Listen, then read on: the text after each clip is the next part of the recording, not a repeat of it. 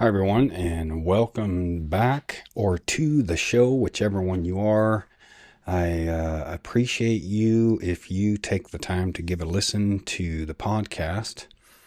And the last one I talked about career paths. The title is Career Paths Are Not Linear, How I Found My Calling in Higher Education. And during that podcast, I talked about the reality that I've worked in blue collar jobs and white collar jobs, and that, it doesn't have to be this or that. It can be one or the other, or you can do both, or you can do whatever is going to work for you. Today, I am going to talk about a topic that easily has probably helped me the most out of all of the things I've learned along the way as someone who's rebooted my life a couple times along the way, someone who's literally was couch surfing and on the streets to now having a pretty successful life in many ways. Someone who has been to a lot of counseling, and this is actually where I learned the topic I'm going to talk about today, and I'm going to give my spin on it. Excuse me. And it's the term radical acceptance. And in this podcast, the title of this podcast is Radical Responsibility. Taking ownership without shame. For many people like myself who have had pasts that can be riddled with active drug and alcohol use, with behavior that goes with that. For people that have tripped and fallen and made mistakes in a variety of ways, I think what happens in some cases is people really get stuck in hanging on to the guilt of their past. And what I want to encourage you to do is do what you need to do to heal from that past, right? Whether it is, going back and apologizing to people, whether it is a healing from your own trauma, whatever that looks like from childhood, so that you can move forward, so that you can just take what happened in your past, deal with it, and then move on, leave it in the past. And radical acceptance, I should explain this, is this concept of, and it's it really changed the trajectory of my life in a lot of ways and my life as a person in recovery. Radical acceptance says you look at your life and where it is today, the good, the bad, the ugly, and you say to yourself, you know what? This is what it is. You do it without judgment. You do it without shaming yourself. That can be hard, but you do it as best you can with just taking stock, like I said, the good, the bad, the ugly, of where you are in your life right now. You just say, this is it. This is what I have. And I take ownership for that. And in some ways you might, I don't want to take ownership, but you kind of got to do that. This is what it is right now. Does it mean it's going to be this way permanently? No. Does it mean it's always going to be this way? No. What it means is this is what it is today. And there's some power when you do that. You kind of take ownership and your power back by saying, I have what I have in my life today. It is what it is. It's not all bad. It's not all great. And I'm going to move forward with what I have right now. And by doing that, you can take that ownership and you can say, I can make the change I need to make to change my life, right? I always say this for people in early recovery because there can be this mindset, I don't have any skills. And I say, well, take a look at that. Take a look at that. Think of all the time and effort we put into active addiction, right? There was actually a lot of patience that you had. There was a lot of perseverance. So you do have skills, right? So you can look at your past and you go, oh, it was all bad. It was, and maybe there was a lot of bad, but there was also some good that you can take out. There's skills that you can take to help move your life going forward. So there is power in saying, you know what? I radically accept my life as it is today. I'm going to take radical responsibility, and this is mine to change. There, you'll hear this saying in a lot of different ways by taking, and I'm going to say, because I want you to take ownership for your life. There are speakers out there that talk about, and it's not Brené Brown, it's the other one, that, she says it really well, and it sounds really raw, but it's the truth, and that is, no one's coming to save you. No one is coming to save you. You have got to reach out your hand. There's a lot of help out there. There's people waiting to help you, but you do have to kind of take that first step. And for me, this radical acceptance was a really big first step for me, because I remember it was when I was rebooting my life at 41 years old. And I felt like, I had just thrown it all away. And how was I, and the counselor I had said, well, just hold on a second. Just look at what you have, take stock, accept it as being what it is in that moment in time, and then move forward. Take ownership. And there is power through that.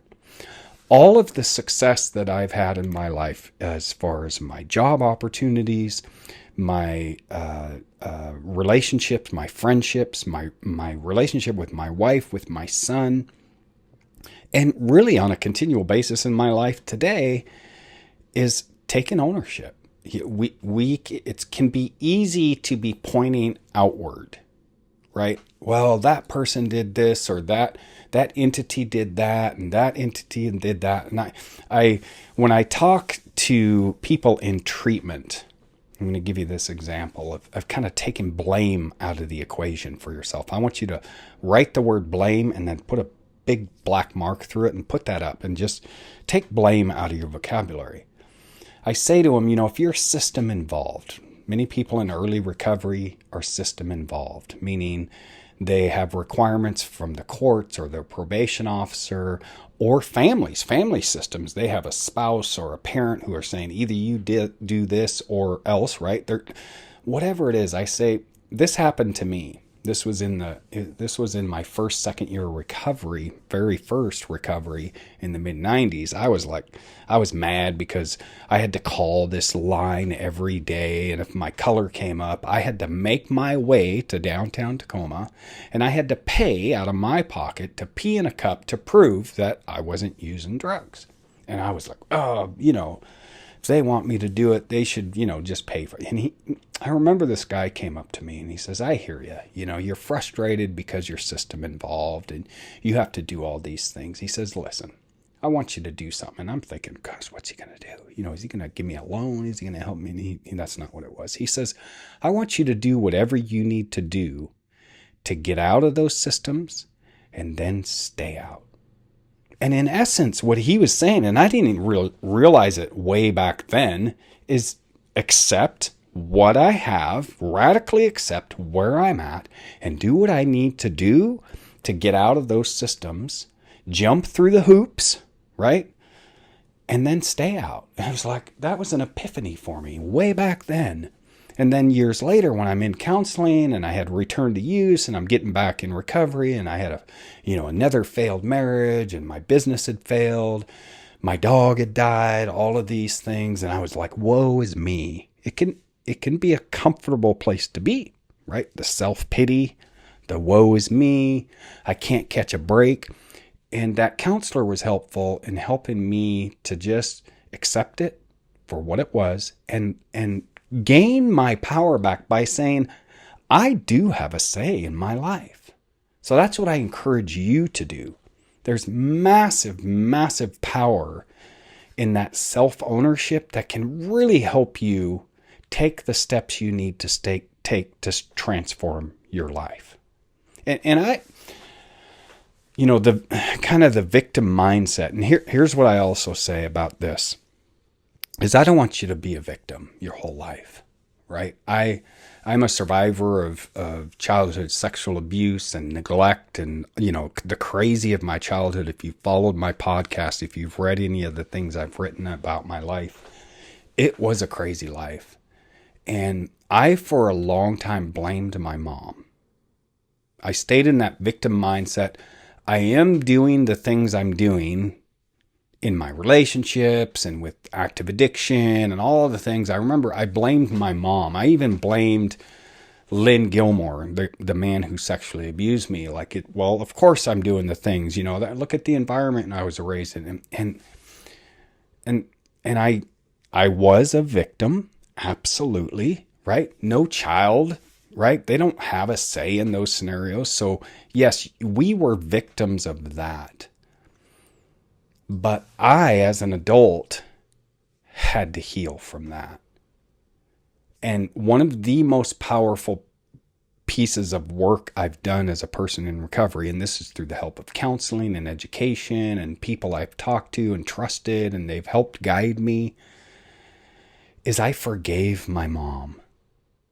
Yeah. I'll never forget. I feel that sense of release when I just say that, because I remember I wrote my mom a letter, and I actually forgave my mom through educating myself. I took a class years ago at Pierce College. This was 1997, 98. I took a class on families with substance use disorders, family systems, and that chaos. And it was through that class that I was able to look at my mom through a different lens. And I say this to this day. My mom was doing the best she knew how with what she had. So I was able to step out of that victim mindset and forgive my mom and let that go. Our relationship actually changed when I did that. Lynn Gilmore. Here's what I say. I've done the work I needed to do through counseling and education to let him go. Right? Now, some may not agree with what I'm about to say, but this is just where I am. And I'm okay with it. And I want you to be okay with whatever decisions you make with releasing your past. Is that I don't know if I'll ever fully forgive him, but I've let it go enough that it doesn't continue to affect my life. I want you to figure that out for yourself in the different pockets of your life so that we don't stay in that victim mindset. That I believe, because I've done it, that self-deprecating, that, oh, woe is me, I'm a victim, that kept me stuck. When I stepped out of that through doing the work, man, ooh, boy. Again, there was a lot of release in that, and I was able to grow in ways that I just never thought possible before. And then I want to talk about my friends who are in recovery. When you do these things, you can really take ownership for the choices you make in your life moving forward in recovery and the outcomes. Right? I say this is one of my quotes is, do the work, be consistent, expect great things. I'll say it again. Do the work, be consistent, expect great things. Now, I do follow it up with this. Does it mean that every effort we make, if we're putting in the effort and we're consistent, that it's always going to turn out great? No. I'm a realist, right? That's just not the reality of life. I just had this short conversation with a neighbor and a friend is, life can be life. Life be lifing, right? And it's not always great.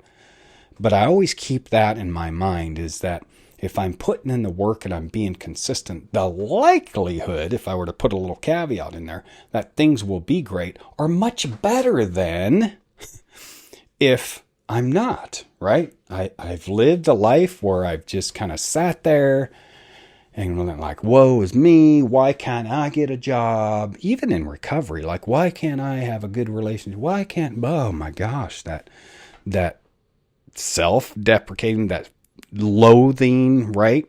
Again, comfortable place to be because you really don't have to take a lot of risk there, do you? The risk is in owning that you do have a say. You do have control.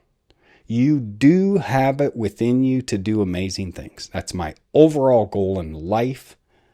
That's my mission, is to help people see that they have it within them to do amazing things.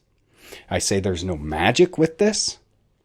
I say that it's, no one's going to come to your doorstep and say, hey, I'm here to help you and just change your life. Not really how it works. Certainly, I say this, I have not attained the success I have in my life, in all the areas of my life that I've enjoyed success, in isolation. It's been with the help of many. But it has been me taking those concerted efforts to do the work, to ask for help, to continue forward, to be consistent, and even when things don't turn out great, to not slip back into that real negative mindset that I used to be in, not to not be in that victim mindset, to say, okay, well, that is what it is. And either I can keep trying, or maybe I need to go down a different path. And so I want you to consider those things for yourself in your life. There is a beauty in taking ownership. I say true ownership for what happens in your life on a daily basis. You can do what is called, in the title of this podcast, that thing of that radical responsibility, right? Truly taking a look at your life and assessing, what can I do on a daily basis to improve my life, to enhance my life as a person in recovery, to enhance my life as a father or a mother or a business owner or whatever it is, right? We can easily trip into those places of, well, if that person hadn't done this, or if that place hadn't done that, and certainly some of those things might be valid. Like, trust me, I'm not perfect, and I can get into those ways of, oh, well, if this would have happened, or if that would have, and here's what I'll give you. You can do that for a minute, but don't stay there too long. That's not going to help you get to where you want to go in life. That's not going to help improve your life if you stay in that victim mindset. So there is a lot of power in saying, this is mine to change. This is my life. And I'm going to close this up. One of my favorite quotes, in some words or another, it says, I was halfway through life before I realized it's a do-it-yourself thing. Yeah, that's a good one. So wherever you're at in your life, if you're halfway through life, here's your sign. You're halfway through. It is a do-it-yourself thing. Now, I always say that and say this with it. There are people out there that will support you, encourage you, and help you for sure. But we have to take those first initial steps to do the things we need to do. We have to put in the work. I hope for you amazing success in your life as a whole. I hope you can take that radical responsibility to either improve or turn your life around. And the mission of my life for you is for you to see that you have it within you right now to do amazing things. Until next time.